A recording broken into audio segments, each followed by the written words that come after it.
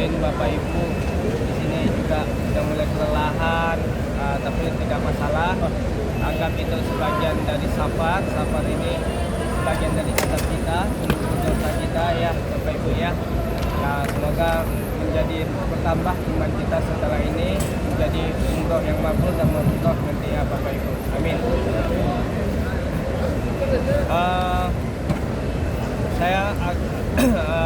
Kita mulai dari besok. Besok itu kita jam 9 pagi, mulai nanti malam, ibu-ibu semua mulai packing ya. Mulai packing barangnya yang sudah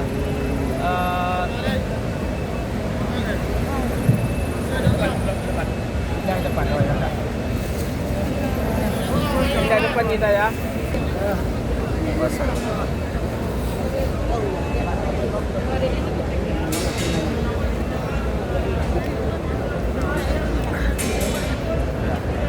Habis sisa, ibu-ibu semua, bapak-bapak semua packing barang-barangnya, baik belanjaannya, baik yang sudah beranak ya, kopernya itu di packing dengan rapi ya, di packing dengan rapi.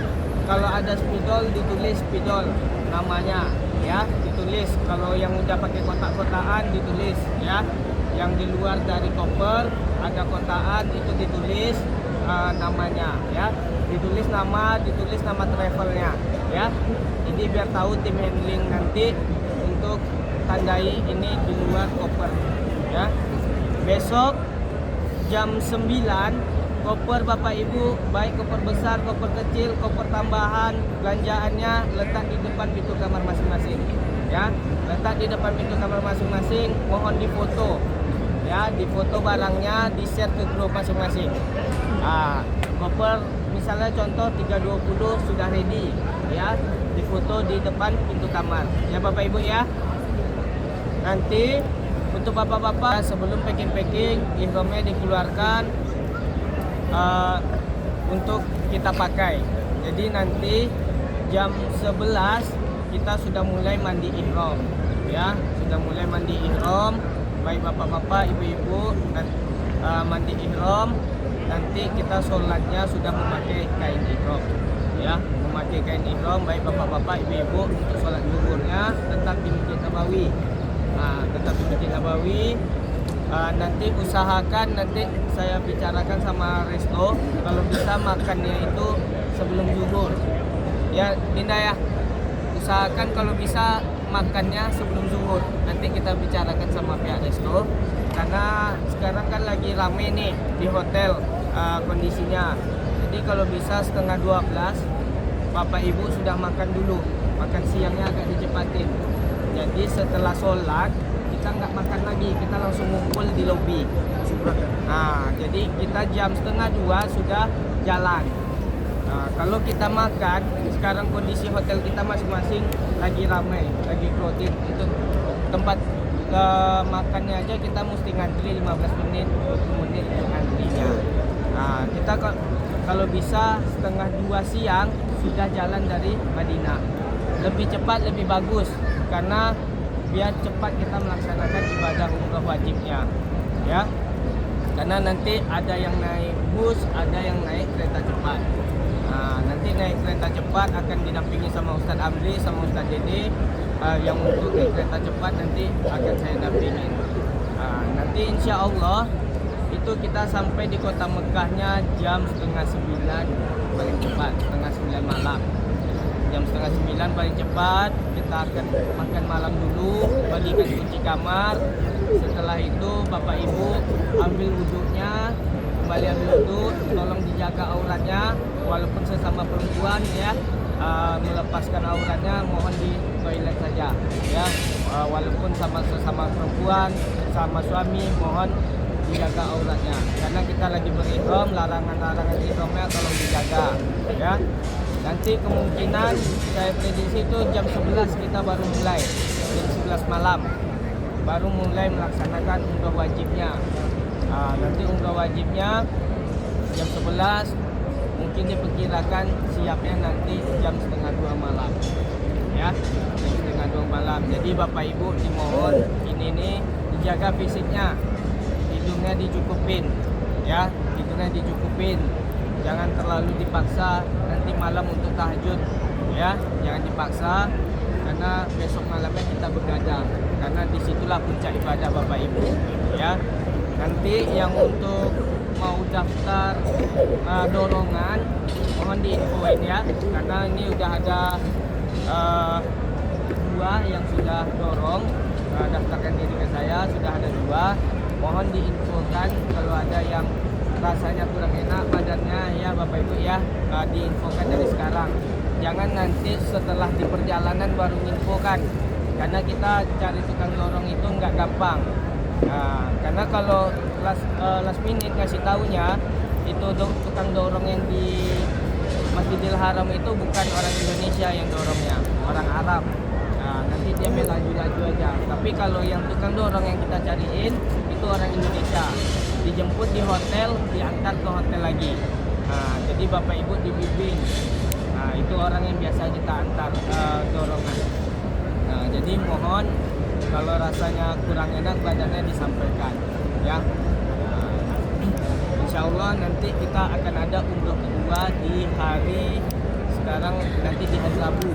Umroh keduanya, umroh sunnahnya, ya. Baik, ada pertanyaan Bapak Ibu sebelum dilanjutkan sama Ustadz Amri? Mungkin ada yang kurang dari penyampaian saya, bisa ditanyakan untuk teknis ya. Sebelum nanti masuk ke Ustadz Amri, masalah larangan, masalah teknis tawaf, syai dan tahallulnya.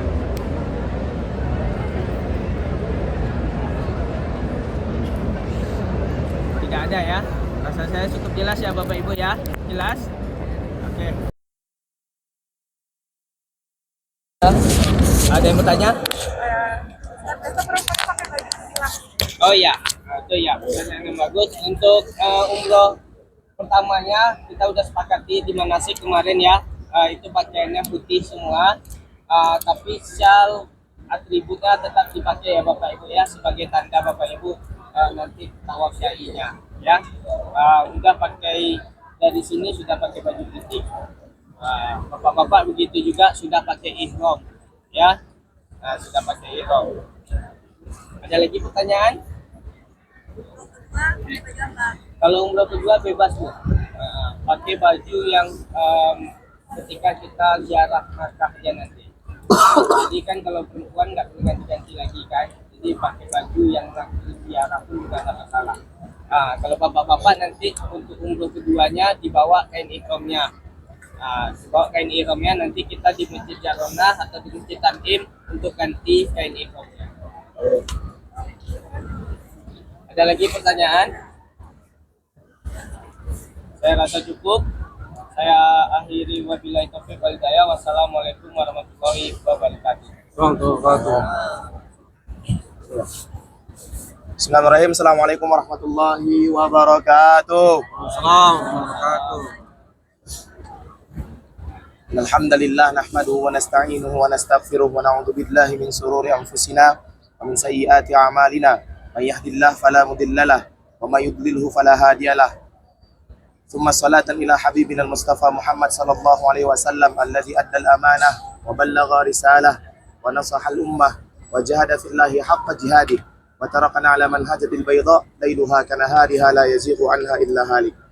Bapak Ibu rahmati Allah Subhanahu wa taala, apa kabarnya, sehat? Alhamdulillah. Alhamdulillah ya, tidak ada yang batuk ya kecuali saya. Udah ada ya Bu ya. Jangan terlalu diporsir kekuatannya. Nanti malam diharapkan istirahat secukupnya. Ngopi silahkan, jalan-jalan silahkan, tetapi jangan terlalu malam ya Bu ya. Terutama nih bapak-bapak yang suka merokok ya. Tolong jaga suaranya, jangan seperti Amri nanti takutnya ya. Ini contoh yang buruk sebenarnya. Kemudian Bapak Ibu, perlu kita ingat Allah Subhanahu wa taala berfirman, "Wa atimul hajja wal umrata lillah." Dan kerjakanlah haji dan umrah itu hanya kepada Allah Subhanahu wa taala. Hanya karena Allah Subhanahu wa taala. Kita di sini Bapak Ibu, tidak ada umrah yang untuk FOMO-FOMOan. Tidak ada umrah yang untuk ikut-ikutan, ikut tren, ikut dan segala macamnya. Ya Bapak Ibu ya. Tajdid niat, memperbaharui niat itu wajib hukumnya ketika ingin melaksanakan ibadah. tertentu. Karena takutnya melenceng kesyirikan, melenceng ke riya. Maka daripada itu, ketika nanti kita berangkat umroh siang harinya, maka secepatnya untuk memperbaiki niat. Ya Bapak Ibu ya. Nah, haji dalam mazhab Imam Syafi'i terbagi menjadi dua Bapak Ibu. Haji akbar dan haji asghar. Haji besar dan haji kecil. Haji besar kita laksanakan pada bulan Zulhijjah, nanti bulan depan. Nah, kemudian haji asghar dinamakan sebagai umroh, yang insya Allah kita akan melaksanakannya pada malam hari esok hari. Tapi berangkat dari sini siang harinya. Ya, Bapak Ibu ya. Sebelum kita masuk ke rukun-rukun umroh, sebelum nanti Ibu tidak lupa, saya ingatkan Bapak Ibu agar mengtakdim jamak untuk sholat zuhur dan asar. Karena kemungkinan takutnya asarnya nanti tidak sempat. Walaupun nanti ada rest area, takutnya rest areanya sangat ramai. Nah, maka daripada itu, sah-sah saja untuk mentakdim sholatnya. Lebih baiknya sholat di hotel. Tapi kalau mau sholat di sini, Bapak Ibu, silahkan. Tapi di bagian luar saja. Nah, dikarenakan kita tadi makannya belum bisa ambil lobby. Nanti kita usahakan makannya dipercepat. Tetapi lebih amannya, sholat di pelataran ini, sehabis sholat, nggak usah ikut sholat main, langsung pulang. Ya, Pak ya, ya Bu ya. Bagi bapak-bapak, terkhususnya kalau mau sholat di sini, pakai ihramnya langsung. Ya Pak ya. Tapi kalau misalnya mau sholat di hotel, silahkan. Nanti setelah makan baru pakai ihram. Kalau sholat di sini pakai baju biasa, terus pulang ke hotel makan lagi, terus pakai ihram lagi, yang lain kasihan. Yang lain nunggu kita ya Bapak ya. Terutama bapak-bapak nih, karena bapak-bapak harus tubles semua ya. Tubles Pak ya, nggak boleh ada apapun. Cuman ada 2 kain ihram. Kemudian Bapak Ibu, rukun umroh hanya 5. Kita masuk ke rukun umroh ya. Jangan ada yang bertanya dulu. Amri perjelas dulu semuanya. Dengar ya Ibu ya. Nanti di sesi akhir baru kita bertanya. Yang pertama adalah niat. Niat diambil miqat di Bir Ali. Bir Ali itu adalah sebuah masjid yang kita insya Allah akan singgahi.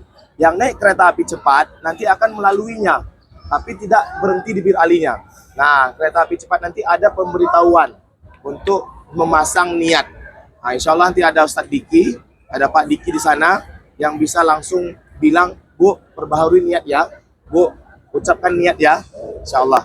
Yang di Bir Ali insya Allah Hamri bimbing sendiri, nanti kita baca sama-sama niatnya, ya Bapak Ibu ya. Nah, ingat Bapak Ibu, niat itu di dalam hati yang Amri sampaikan dari awal.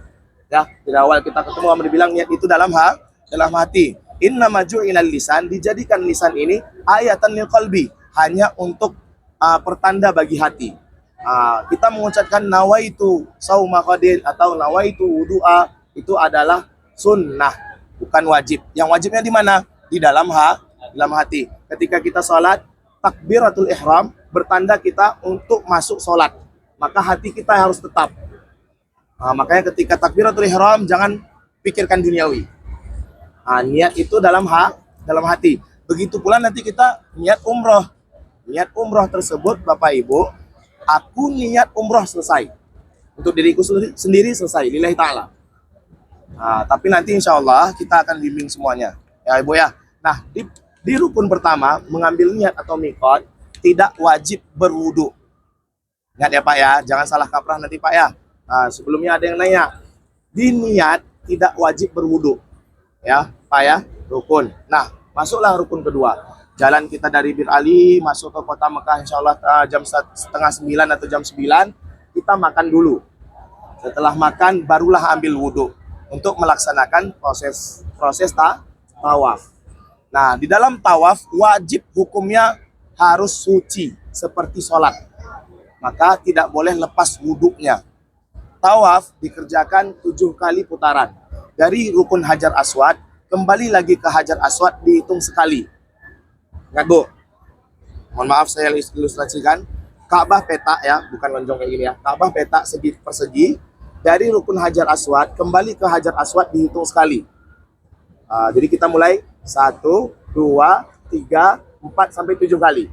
Nah, di Hajar Aswad kita disunnahkan untuk melambaikan tangan dan menciumnya. Tidak boleh menciumnya terlalu keras, takut yang sebelah nanti GR. Ya Bu ya, ya Pak ya. Bismillahi Allahu Akbar. Nanti Bapak Ibu nanti disampaikan takutnya. Nggak boleh ya Pak ya, nggak boleh Bu ya. Cukup Bismillahi Allahu Akbar, hendus saja. Dihembus atau dikecup sedikit lah bahasanya. Nah, kemudian apa yang diucapkan? Apa yang diucapkan dalam proses ibadah umroh tidak ada ucapan doa khusus. Ingat ya Bapak Ibu ya.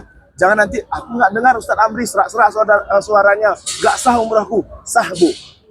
Ya, tidak ada prosesi doa secara khusus di dalam umroh.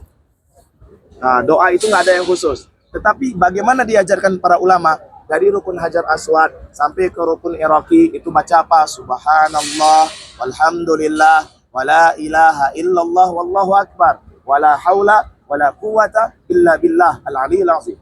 Nanti Amri akan teriak-teriak kayak gini juga. Nah, setelah hampir rukun Iraqi sampai rukun Yamani ada 3 rukun yang kita lewati, itu doa bebas. Terserah Bapak Ibu, doa cari jodoh, Bapak jangan, doa apa? Sehatkan anaknya, doa mendapatkan keturunan, doa adik kakaknya diberangkatkan umroh semuanya. Silahkan doa banyak-banyak. Nah, sampai ke rukun Yamani kita tutup doa kita. Kita tutup doa kita dengan Rabbana atina fid dunya hasanah wa fil akhirati hasanah wa qina adzabannar wa adkhilna jannata ma'al abrar. Ya Aziz, Ya Ghafar, Ya Rabbal Alamin. Nah, sampai lagi kita ke rukun Hajar Aswad. Bismillahi Allahu Akbar lagi. Dihitung sekali. Nah, paham Bapak Ibu?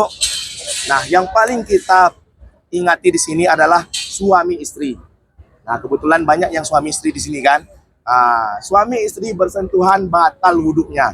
Maka di prosesi tawaf tidak ada yang bergandengan tangan. Ya Bu ya? Ya Pak ya? Ya Bang? Tidak ada yang bergandengan tangan. Boleh pegang ihramnya, boleh pegang tasnya, asal jangan bersentuhan antara kulit dan kulit. Ya Bu ya, karena kita mazhab Imam Syafi'i, ayat aula mastumun nisa, di ayat yang menyentuh itu batal, lam di situ lamnya tidak panjang, maka la mastum artinya adalah menyentuh. Tapi di mazhab Imam Maliki, mazhab Imam Hambali dan mazhab Imam Hanafi, la mastumun nisa artinya bersetubuh. Mohon maaf Bapak Ibu. Kalau ada dorongan syahwat baru batal bersentuhan. Nah, paham Bu ya? Nah, kenapa mazhab Imam Syafi'i batal wudhunya ketika bersentuhan? Karena ayat tersebut, aula mastumun nisa. Ya Bapak Ibu ya. Bagaimana nanti Pak Ustadz kalau misalnya di tawaf ketiga nanti kita tekentut misalnya. Karena ada sebagian ada orang yang suka masuk angin. Ya Bapak Ibu ya, ketika proses tawaf ketiga, mohon maaf, terkentut, maka ulangi putaran tawaf kita yang batal. Misalnya, tawaf pertama selesai, tawaf kedua selesai, tawaf ketiga buang angin, maka ulangi dari 3, tidak ulangi dari 1. Paham Bapak Ibu? Tapi wudhu lagi, wajib wudhu lagi. Nah, alhamdulillahnya selama 2 tahun Amri membawa jamaah ini, tidak ada jamaah yang tidak selesai tawaf dan atau buang angin. Semuanya dijaga oleh Allah Subhanahu wa taala. Alhamdulillah, insyaallah. Ya Bapak Ibu ya, jangan pikirkan, khususkan ibadah doa sebanyak-banyaknya. Ya Allah, bantuku ya Allah. Ya Bapak Ibu ya. Jadi di tawaf itu insyaallah kita tidak akan ada batal. Nah, pertanyaannya lagi Bapak Ibu. Ustadz, kan tadi bersentuhan laki-laki dan perempuan batal kalau misalnya dia bukan mahram. Bagaimana kalau misalnya ada laki-laki atau perempuan yang sengaja atau tidak sengaja, tidak sengaja tersentuh oleh kita atau tersentuh oleh mereka? Maka hukumnya tidak apa-apa. Ad-dararu la yuzal, hukum fikihnya. Kedaruratan itu tidak dijatuhkan hukum. Karena padannya manusia, kita udah berusaha untuk menjaga wudhu kita, tersentuh misalnya. Ingat Bu, tersentuh, bukan menyentuh. Ya, artinya tidak ada kuasa dari kita. Itu tidak bukan dari kitanya ingin menyentuh. Maka tidak apa-apa. Ya Bapak Ibu ya. Jangan sengaja pula gini-gini nanti. Tersentuh pula orang lain. Oh ganteng nih, tersentuhlah. Oh cantik nih, sentuhlah. Nah, ya Bu ya. Nah, jangan Bu ya. Paham tentang tawaf Bu? Oke. Mohon maaf Bu ya, bukan untuk mengajari, kita mengulang aja. Kemudian Setelah tawaf, kita langsung melaksanakan sa'i. Sa'i itu dimulai dari Safa, kemudian ke Marwah dihitung sekali. Tidak seperti putaran, tapi dari Safa ke Marwah itu dihitung sekali. Dari Marwah ke Safa dihitung 2 kali. Sebanyak 7 kali, diawali dari Safa, diakhiri nanti ke Marwah. Setelah 7 kali, Bapak Ibu, di sa'i tidak wajib wudhu. Di sa'i tidak wajib kita bersuci. Maka di situ nanti nggak apa-apa, mungkin mau jaga bapaknya, mau jaga suaminya, mau jaga istrinya, nggak apa-apa. Ya, takutnya kehilangan, ya Pak Dega. Setelah sa'i, Bapak Ibu, maka kita melakukan proses terakhir yaitu tahalul. Tahalul itu memotong sebagian dari rambut kita. Minimal 3 helai untuk mazhab Imam Syafi'i. Ya Bapak Ibu ya, siapa yang memotong boleh dari siapapun. Tidak ada kewajiban syarat bagi orang yang memotong itu harus telah tahalul dulu. Nggak ada. Karena tahalul artinya adalah halala yuhallilu, menghalalkan sesuatu yang sebelumnya tidak boleh. Ya Bapak Ibu ya. Kemudian syarat yang terakhir, rukun yang terakhir ada tertib. Nggak boleh Bapak Ibu tawaf dulu baru niat. Nggak boleh. Nggak sah umrohnya. Nggak boleh Bapak Ibu sa'i dulu baru tawaf, nggak boleh. Nggak sah umrohnya. Nggak boleh Bapak Ibu tahalul dulu baru tawaf baru sa'i, nggak boleh. Ya, semuanya harus berurutan. Dari ambil mikot, kemudian tawaf 7 kali, sa'i 7 kali, kemudian tahalul. Maka rukun terakhirnya ada tertib. Nah, rukun-rukun umroh. Selesai Bu. Nah, kemudian kita buka pertanyaan Bu ya, sebelum kita masuk ke larangan-larangan umroh terkait dengan rukun Bu ya, bukan larangan, terkait dengan rukun-rukun umroh, tata cara melaksanakan umroh. Ada pertanyaan? Setelah tawaf sholat 2 rakaat. Oh ya, sebagian dari itu adalah sunnah-sunnah yang dilakukan. Yang pertama sunnahnya nanti adalah sholat 2 rakaat di Masjid Bir Ali, namanya sholat sunnah ihram. Nah itu sunnah juga. Nanti yang melakukannya bisa, yang nggak melakukannya bisa juga. Namanya juga sunnah. Kemudian sholat sunnah tawaf dilaksanakan setelah tawaf. Nanti insya Allah kita sholat semuanya. Kemudian juga nanti berdoa di Safa dan Marwahnya. Nanti di Marwah ada doa atau doa masing-masing kita nanti. Ya Bapak Ibu ya. Ada pertanyaan lagi Bu, Pak? Kalau untuk niat, kan kita kan ada kesempatan 2 kali. Boleh nggak saya niatkan yang kedua, dari pertama sampai kedua itu orang? 1, kedua sama? 1 dan 2 untuk orang tua. Nah, mohon maaf Pak, kita agak kembali lagi ya. Umroh bagi sebagian umat manusia itu ada 2 perkara. Yang pertama umroh wajib, yang kedua adalah umroh sunnah. Apa itu umroh wajib?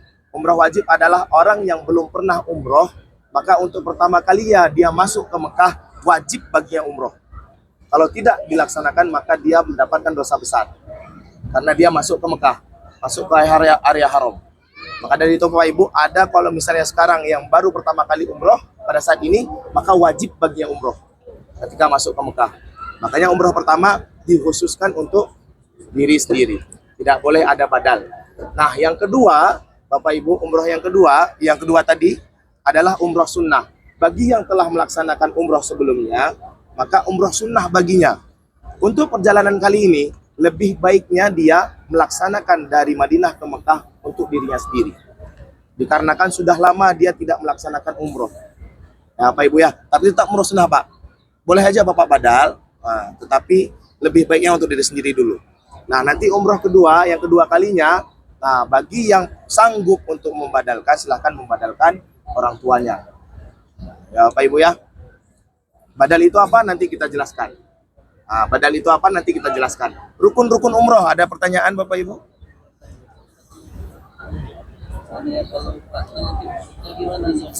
Nah, bagaimana triknya kalau misalnya nanti di tawaf kita batal wuduknya, Bapak Ibu? Apakah boleh wuduk menggunakan spray? Apakah boleh wuduk menggunakan air zam-zam? Boleh. Syarat dari wuduk madhab Imam Syafi'i, semua Syafi'i Ibu ya. Syarat wuduk bagi Imam Syafi'i adalah sailanul ma', mengalirnya air. Ya Bapak Ibu ya, mengalirnya air tersebut berarti kita kalau semprot nih, basahkan semua bagian dari anggota wudhu. Nah, yang susah di sini adalah ibu-ibu, karena kalau misalnya tersingkap tangannya maka terlihat auratnya. Kalau bapak-bapak tidak apa-apa. Nah, nanti ibu-ibu harus dia sedikit ke kamar, ada tempat wudhu, tapi agak jauh ke belakang. Insya Allah Amri yakin semuanya tidak batal wudhunya di awal.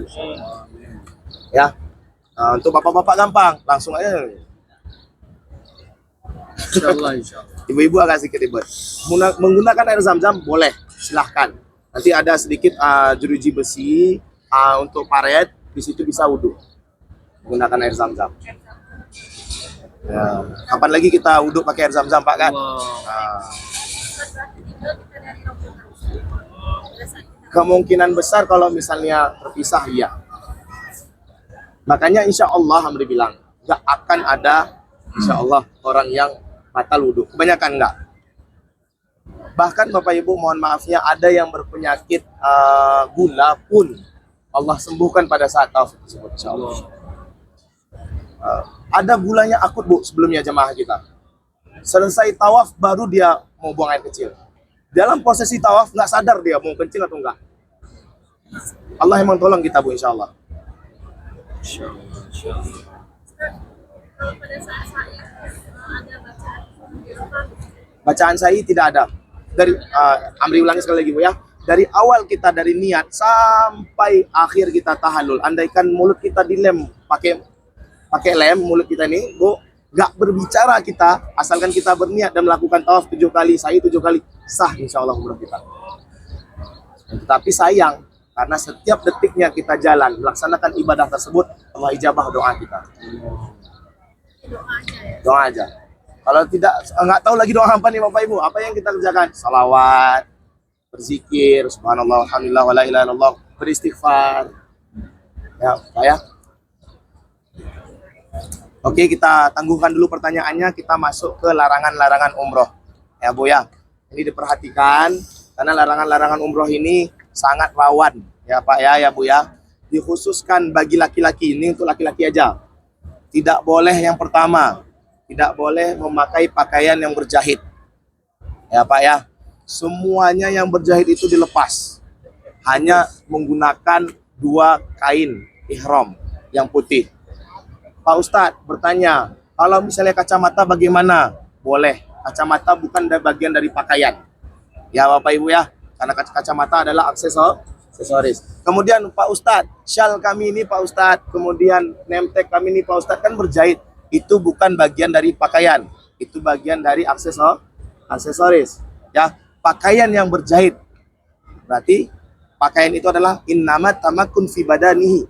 Ketika jelas di badannya. Contohnya seperti jubah Amri. Nah, jelas badannya terbentuk badan Amri, ada tangannya, ada semuanya. Itu namanya pakaian. Ya, Bapak Ibu, ya. Kemudian nemtek itu kan hanya selembar apa ya? Suntas tali. Walaupun ada berjahit, itu doruri juga. Perlu untuk kepentingan kita sendiri supaya tidak hilang. Ya, Bu, ya. Kemudian ikat pinggang, apakah boleh? Boleh, ya, karena itu bukan bagian dari pakaian, aksesoris. Kalau bisa pakai tali pinggang yang sudah diberikan oleh travel. Ya, Bapak Ibu, ya, jangan pakai yang kulit yang mahal-mahal, nggak usah, ya. Pakai yang biasa, ya.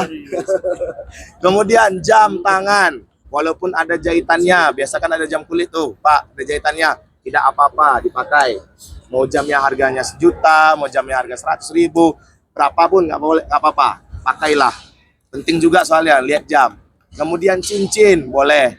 Nah, itu bagi bapak-bapak, tidak boleh memakai pakaian yang berjahit, ya Pak, ya. Kemudian tidak boleh menutupi kepala.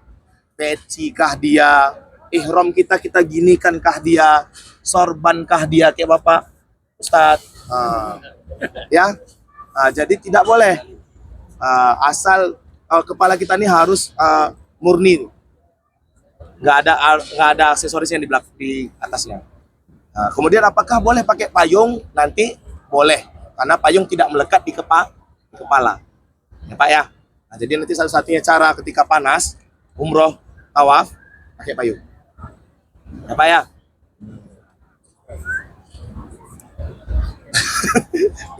Nah ini terkhusus bagi laki-laki. Terkhusus bagi perempuan. Wajib bagi perempuan menutup seluruh aurat.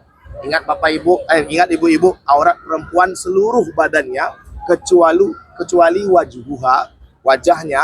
Wajah itu dari mana? Sampai sini. Ini wajib Bu, ya. Ini wajib Bu ya. Nah, ingat Bu, ini wajib. Kemudian telapak tangannya zahiruha wa batinuha. Telapak tangan ini itu tidak termasuk aurat. Telapak tangan sampai mana batasnya Pak Ustadz? Nah, sampai di apa namanya ini? Pergelangan. Ustadz, boleh nggak pakai handsock kayak ibu seperti ini? Boleh, sangat dianjurkan. Tidak apa-apa. Supaya apa? Supaya tidak terbuka auratnya sampai ke bawah. Karena baju kita tidak tahu. Apalagi kayak baju-baju gamis ya Bu ya. Gampang melorotnya. Nah, wajib bagi kita untuk menutup aurat. Bagi perempuan khususnya aurat sudah dijelaskan. Ya. Nah, bagaimana nanti kalau misalnya auratnya ternampak? Nah, nanti kita akan bicarakan di belakang layar. Nah, ya Bu ya. Kita usahakan untuk menutup aurat tersebut. Nah, nanti kalau misalnya kamar mandi jangan berlima, jangan bertiga ya Bu ya. Sendiri-sendiri. Mau wudhu nih, pengen cepat-cepat, bertiga, buka-buka aurat. Terus melambai-lambai rambut tuh, jangan Bu ya. Nah, takutnya nanti ada yang bukan mahram melihatnya. Di kamar juga gitu ya Bu ya. Nah, ini sering nih ibu-ibu nih, kaos kaki wajib pakai karena kaki itu bagian dari aurat bagi yang bermadzhab Syafi'i. Nanti di tawaf Bapak Ibu banyak orang yang nggak pakai kaos kaki. Kenapa? Mazhab mereka Maliki dan Hambali. Kaki bagi Hambali tidak wajib ditutup. Pernah lihat di Nabawi ini ada orang yang nggak pakai kaos kaki tapi sholat? Mereka bermadzhab Maliki dan Hambali. Nah, ya Bu ya. Nah, kemudian bagi perempuan tidak boleh juga, bagi seluruhnya, bagi perempuan tidak boleh juga menutup wajah. Masker nggak boleh, cadar nggak boleh. Apapun itu yang menutup wajah tidak boleh menggunakannya. Itu mazhab Imam Syafi'i. Ya Bu ya. Jelas ibu-ibu, jelas bapak-bapak. Bagi keseluruhannya nih bapak-bapak ibu-ibu. Yang pertama, tidak boleh memotong kuku. Dari kita niat sampai kita selesai umroh, maka tidak boleh lagi memotong kuku. Ingat Bu, dari niat. Sebelumnya, nanti dari sekarang sampai siang besok, sebelum niat, maka boleh disunahkan untuk memotong kuku. Kemudian tidak boleh lagi memotong rambut yang ada di seluruh tubuh. Ingat Bu, memotong atau mencabut rambut. Ya, nanti bapak-bapak ketika ada helainya itu terjatuh ke badan, maka itu bukan kuasa kita, tidak kena dam. Ya Pak ya. Bagaimana memotong atau mencabut rambut? Misalnya bapak-bapak gatal, terus gini kan, kuat kali jatuh itu kena. Biasa aja, gatal pun biasa aja, garuknya biasa aja. Ya, jangan terlalu kuat Bu ya. Nah, ini kadang ada orang seperti itu. Oh, kata Ustadz Amri, kalau misalnya nggak sengaja nggak apa-apa, garuk ya kuat nih. Ya kan? Ya kan? Nah, ini kan wanti-wanti Bang. Nah, kemudian tidak boleh mencabut rambut. Yang selanjutnya adalah tidak boleh melaksanakan akad nikah. Nah, mau secantik apapun orang di luar, mau seganteng apapun orang di luar, nggak boleh melaksanakan akad nikah ketika sudah berihram, sudah melaksanakan umroh. Yang paling penting nih Bapak Ibu, tidak boleh ada hubungan suami istri ketika telah melaksanakan niat umroh sampai selesai. Yang paling penting juga, yang terakhir Bapak Ibu, tidak boleh memakai wangi-wangian.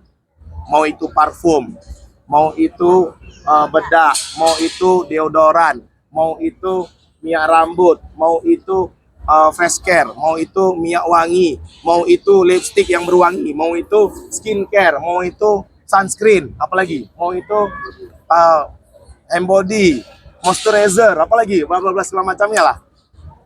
Yang ada berwangi-wangian dari kita niat, ingat ya Bu ya, dari kita niat sampai tahallul, nggak boleh. Sebelum niat apakah boleh Ustaz? Boleh. Tapi ingat Bapak Ibu, ingat ibu-ibu, wala tabarrujan jahiliyah. Janganlah kalian berdandan seperti dandanan orang jahili. Orang jahili bagaimana dandannya? Bedaknya 1 inci, lipstiknya 1 inci. Yang intinya sekarang dibahasakan adalah menor. Nggak boleh terlalu menor ya ibu-ibu ya. Menor-menor itu nantilah di kondangan. Kita umroh dulu. Larangan Bapak Ibu. Kita selanjutnya akan membahas tentang sunnah-sunnah sebelum umroh. Yang pertama, apa? Oh ya, tambahan Bapak Ibu, Amri lupa tadi, membunuh dan mencabut rantai-rantaian itu tidak boleh, membunuh hewan. Nanti Bapak Ibu ada merpati, tiba-tiba Bapak Ibu kejutkan, mati merpati tersebut. Kena Bapak Ibu, karena kenapa? Sebabnya kita mengejutkan merpati tersebut, mati merpati itu, sama seperti kita membunuh merpati itu. Semut juga kalau misalnya kita lihat, jangan kita injak. Kalau ya Pak ya, bahkan kalau keinjak namanya bukan kuasa kita. Ya, apa? Nggak bisa, sebab namanya. Kalau misalnya nyamuk gini-gini kan, nggak akan mati dong gini-gini kan. Nah, kemudian tidak boleh memetik tumbuh-tumbuhan. Ya Bu ya, nanti cantik kali mawar nih kata ibu nih, petiknya. Nggak boleh. Kemudian yang terakhir larangan wala jidala wala fusuqa fil hajj. Tidak ada bagi orang haji itu adalah perdebatan. Tidak boleh ada yang gibah, tidak boleh ada yang ngomong sana sini yang sia-sia, yang tidak ada manfaatnya. Ya Bu ya, nanti kawan ini pun itu kali, lama kali. Ingat Bu, wala jidala wala fusuqa fil hajj. Tidak ada perdebatan. Ustaz Amri ini mana nih? Boleh. Ya Bu ya, nggak boleh. Harus sabar. Harus sabar Bu ya. Nah, ingati Bu, ayo cepat, kawan kita udah nunggu. Kan enak bahasanya. Iya. Harus sabar. Ya Nek. Apa Nek? Kemudian kita masuk ke sunnah-sunnah umroh. Yang pertama kita lakukan adalah mandi. Mandi itu sebagian dari sunnah umroh. Mandinya bagaimana Ustadz? Seperti mandi wajib. Silahkan basahkan, nggak apa-apa kepalanya. Ya Bu ya, kalau nggak basahkan gimana Ustadz? Nggak apa-apa, sama aja. Ya, jadi jangan patokan kali. Yang penting wangi-wangin.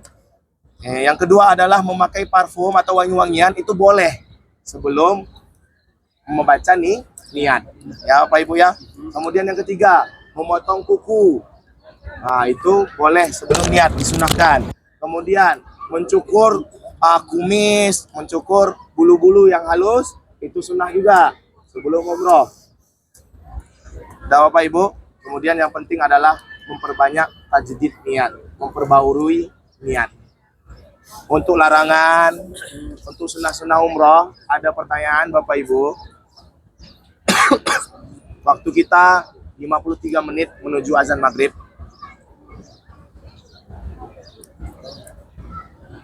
Ya, ada pertanyaan Bapak Ibu?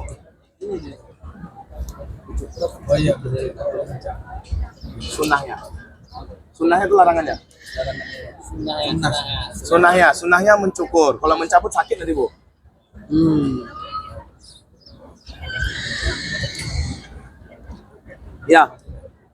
Ya, mandinya di Madinah Bu ya, sebelum ambil niat.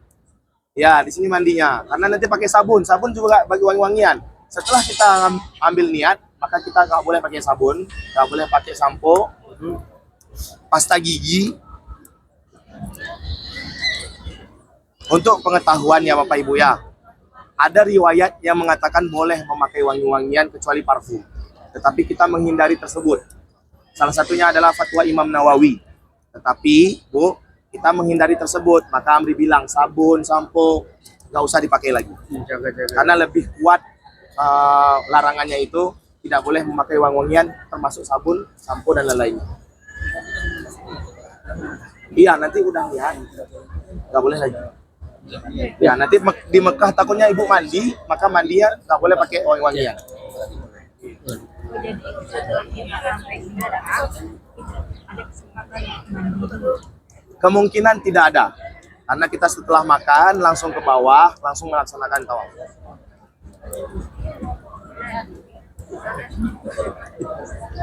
Bawa. Maghrib dan Isya, Bu, Bapak, Maghrib dan Isya, kalau nanti berkesempatan kita sholat di masjid, maka di masjid. Kita melihat kondisi, nanti Amri lihat dari YouTube ya, bagaimana padat atau tidaknya. Karena itu bukan kuasa Amri juga ya. Kadang tiba-tiba padat, alhamdulillah kan. Berarti kita sholatnya di hotel masing-masing. Nanti Amri infokan di grup. Kalau terlanggar, kalau terlanggar Salah satu larangan. Kalau terlanggar salah satu larangan, Bapak Ibu, ada dam namanya. Dam itu apa? Membayar hutang. Karena kita telah melanggar. Salah satu damnya itu adalah memotong kambing. Yang kedua adalah membayar makan fakir miskin. Itu yang paling ringan. Nah, dalam dam tersebut Bapak Ibu ada namanya takjil, ada namanya takhyir. Dalam takjil ini Bapak Ibu adalah seperti hubungan suami istri. Takjil bukan gorengan. Takjil itu harus menyegerakan sesuatu, ya. Salah satunya adalah ketika berhubungan suami istri. Kalau bisa romantis aja nggak usah. Ya, ibu-ibu ya bapak yang ada ibu S ini. Apa? Jangan juga berkelahi. Ya. Bukan berkelahi ya. Jangan romantis. Boleh memerhatikan. Nah, itu kan beda, bro. Cinta itu tetap, tetapi romantis itu beda. Ada pertanyaan lagi?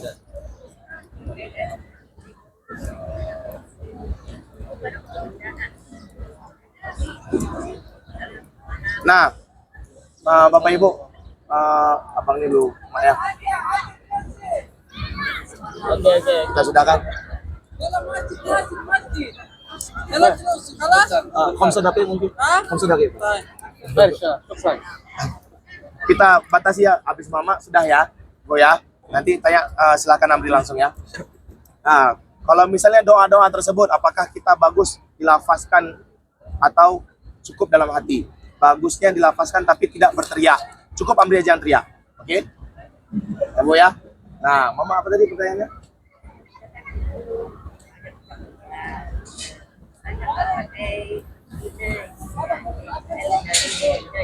Oh, inai.